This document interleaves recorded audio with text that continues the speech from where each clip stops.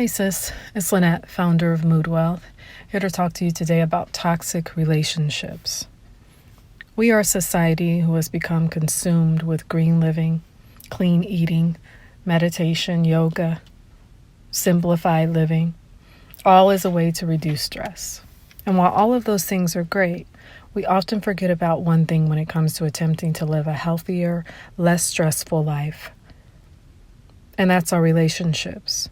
We don't nurture enough of the right ones, and we spend too much time hanging on and being loyal to those who are literally affecting our health.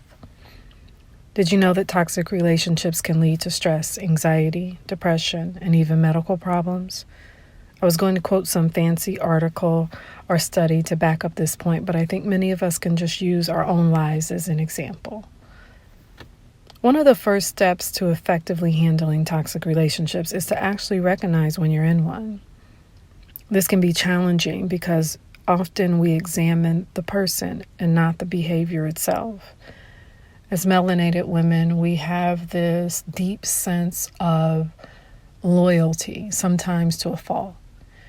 And so when the behavior comes from a person that we think we should be able to trust and love, and vice versa, we have a hard time separating the behavior from the relationship with the person. So, for example, if it's coming from a sibling or a spouse even, or your mom or dad or someone close to you, we often give that person a pass because we don't think that behavior should be coming from that person. And we respond to what we feel it should be as opposed to what it actually is. So let's take a moment and look at some of the symptoms of toxic relationships so that it will be easier to recognize when we're in one. And then in another little chat, we'll talk about what to do when we are in those toxic relationships. So the first symptom of a toxic relationship is it's usually drama-filled. So you know those relationships that are filled with some kind of constant drama. It might not even be your drama, but somehow you're always pulled into it. It drains you. And you spend most of the relationship trying to fix than you actually do enjoying the person you're in the relationship with. That's the first one. The second one is you can't express yourself. If you're in a relationship where you can't ever seem to express your feelings or concerns without that person getting defensive, shutting you down altogether, you're in a toxic relationship. Healthy communication, especially when it comes to conflict, is an essential part of a healthy relationship. The third is it's always about them. Have you ever been in relationships with friends or family where everything is always about them? You can't get a word in edgewise. They never ask about what's going on in your life and how you're feeling. And when you do happen to get a word in, they find some way to make it about them.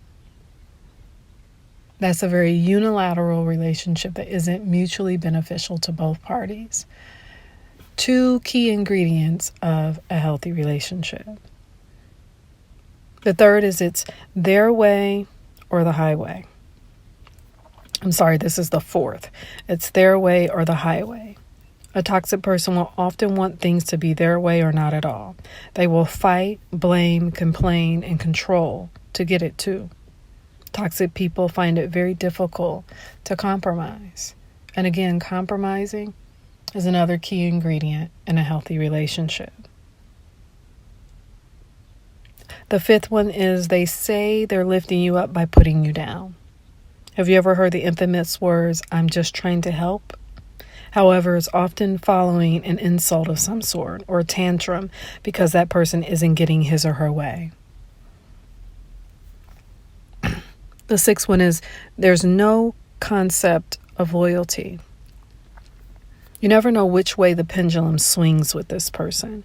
He or she may feel like they have great intentions, but always trying to figure out when the proverbial shoe will drop with this person can be mentally and physically exhausting. So overall, toxic relationships are the exact opposite of healthy relationships.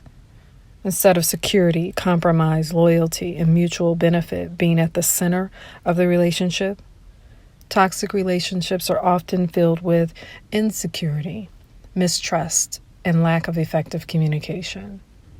This can lead to symptoms of anxiety and depression because oftentimes the people we are in toxic relationships with are the people who are also the closest to us.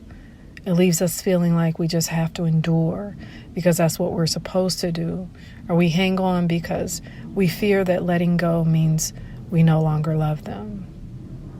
The truth is, you have every right to decide not to endure a negative environment for the sake of your health.